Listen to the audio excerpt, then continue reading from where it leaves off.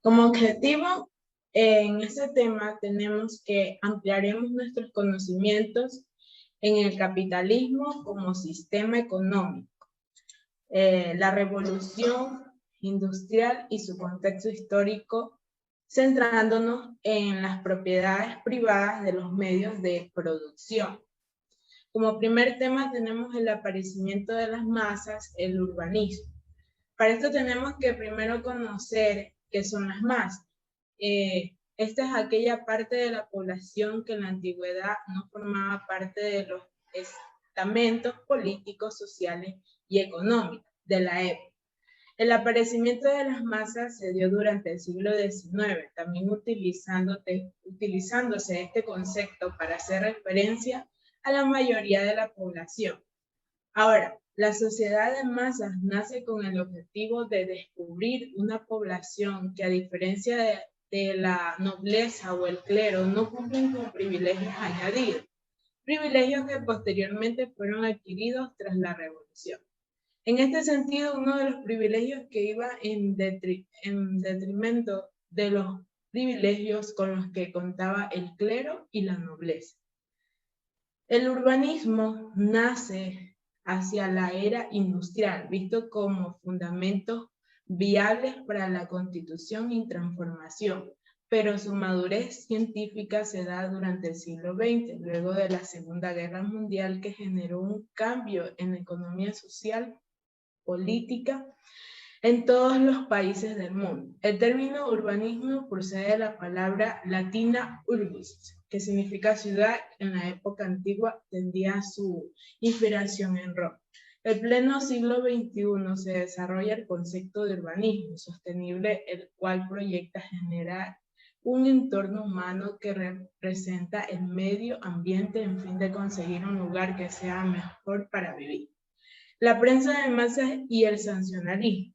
Para inició el proletariado, la primera generación de prensa de masas, gracias a su industrialización, entendida como un negocio en busca de éxito comercial. Este se basó en un lenguaje expresivo y accesible al pueblo, dando paso al sentimiento, o también denominados amarillistas. ¿Qué son los amarillistas? Significa que son tendencias de algunos medios informativos a presentar las noticias desarrolladas en sus aspectos más llamativos. La afirmación de la empresa en Estados Unidos se va fundamentando en el aparecimiento de estas dos corrientes. En la empresa sensacionalista encontramos que la mayor parte de ellas se dedicaban a difamar, acusar a algunos personajes, y existía una inclinación en favor a ciertas agrupaciones políticas o económicas. En este tipo de prensa predominaba la crónica roja, que en el relato de hechos sangrientos o violentos donde están involucradas las personas con evidentes tintas dramáticas o violentas. Como dato importante, tenemos que en 1883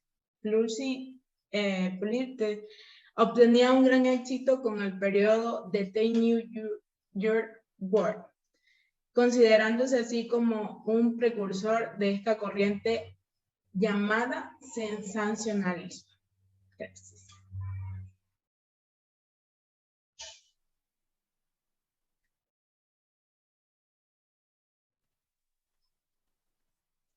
Entonces, ¿qué pasó? Buenas noches con todos. Mi tema es la revolución industrial. La revolución industrial empezó en el siglo XXI en Inglaterra, época de la libertad del comercio, la libertad de la empresa y libertad de la prensa. En la revolución industrial hay desventajas y desventajas. Desventajas y desventajas. En las ventajas están el trabajo hizo más productivo debido a la mecanización y división del trabajo, el desarrollo y avance de la tecnología, como el tren a vapor, el telégrafo. También en la ventaja está el mayor uso de los recursos naturales.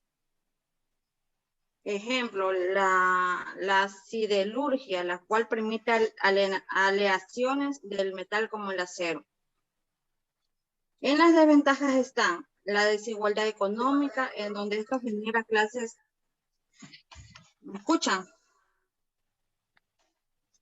Donde esto genera clases sociales. Está la migración del campo de la ciudad, ya que estos cambios provocan el descuido en los cultivos.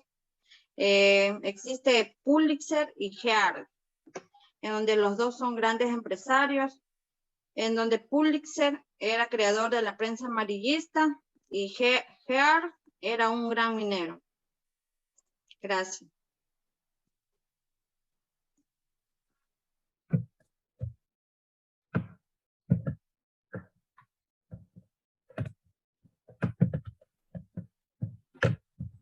Ya. Antecedentes históricos.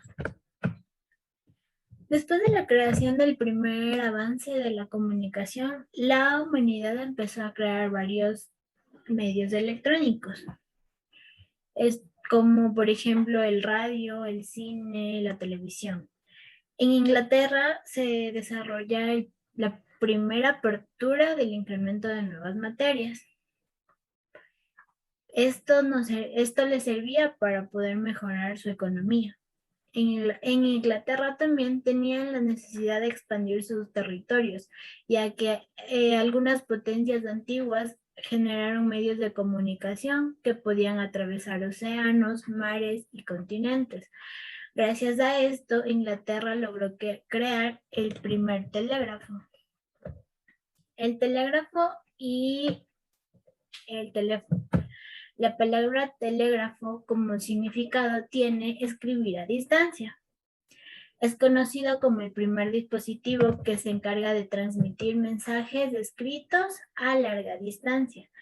El creador del telégrafo óptico fue el francés Chauvet en el año 1791. Después, el estadounidense Samuel Morse mejoró el invento, creando así el telégrafo electrónico. El teléfono fue creado por el británico Alexander Graham en el año de 1876. Durante 1830 se introduce el sistema mecanográfico a distancia llamado telex. En 1885 se inventó el primer teleimpresor a través de un sistema lenguaje visual y escrito. La segunda revolución industrial. Esta revolución se genera en la segunda mitad del siglo XX. Se desarrolló los transportes y la comunicación, como el tranvía, el metro, la bicicleta, el automóvil y la aviación. Experimentó en las nuevas fuentes de energía para el progreso económico, mediante el petróleo, el acero, la electricidad y varios avances químicos. Se promovía la mayor competencia en el comercio internacional. Gracias.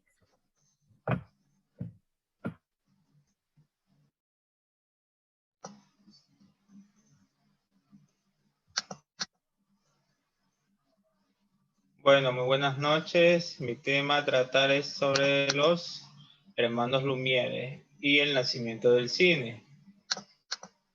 Agustín y Louis Lumière nacieron el 19 de octubre de 1862, el 5 de octubre de 1864, respectivamente, en el seno de una familia de pequeños industriales.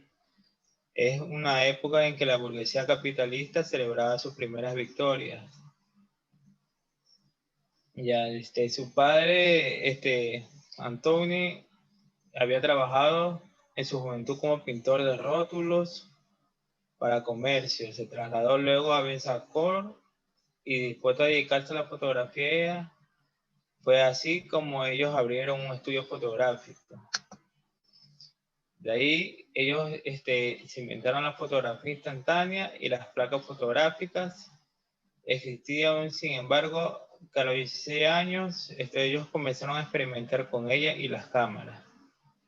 Crearon una caja de madera que al proyectarse fijamente contra una pared reproducía imágenes en movimiento.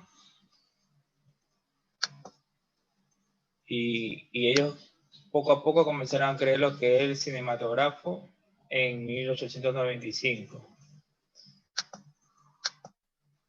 La radio y Marconi, la televisión origen y la radio y la TV pública. Su invención es atribuida al italiano Marconi, sin embargo, no se puede desconocer los avances previos registrados por la historia, por cuanto diferentes parte del continente europeo como Estados Unidos se trabajó para obtener la primicia sobre su desarrollo. De esa manera acertada describe una síntesis de este desarrollo vertiginoso de la radio. Marconi es considerado como el inventor de la radio por haber diseñado en 1896 el primer telégrafo sin cables, que logró transmitir señales a larga distancia de un punto a otro situado a varios kilómetros.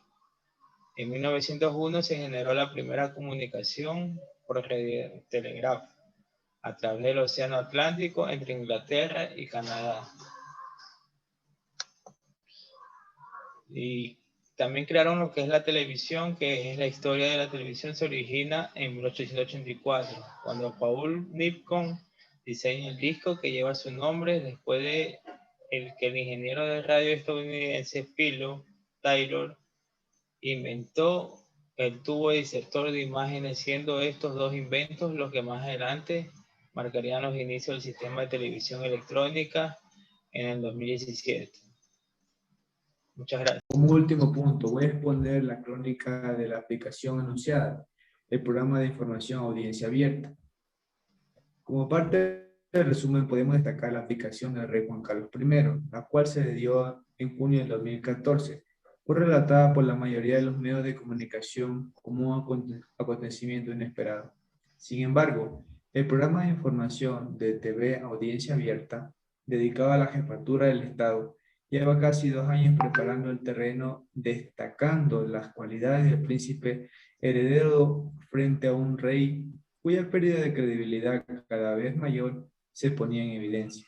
Nos damos la oportunidad de analizar la línea editorial del programa frente a los retos claves de un reinado al otro, en donde de forma evidente el rey Juan para ese momento tenía una gran pérdida de popularidad, lo que al momento de su abdicación trajo el desgaste de la imagen en la corona, algo que incluso sucedía antes de la abdicación, y las recientes reivindicaciones de reforma de la Constitución o ruptura del independentismo catalán. O podemos a su vez hacer mención a lo que él menciona en sus mismas palabras. La larga y profunda crisis económica ha dado serias cicatrices en el tejido social, pero también nos está señalando un camino de futuro cargado de esperanza. Palabras del rey Juan Carlos I. Ahora bien, se menciona acerca de la línea editorial, para lo cual nos establecemos la siguiente pregunta. ¿Qué es la línea editorial de un medio de comunicación? No es más que un medio orientado de forma permanente a sus publicaciones, intencionalidad de sus editoriales, selección de sus columnistas, personajes que se entrevistan o que se silencian, hechos que se destacan o que se omiten, enfoque habitual de las noticias.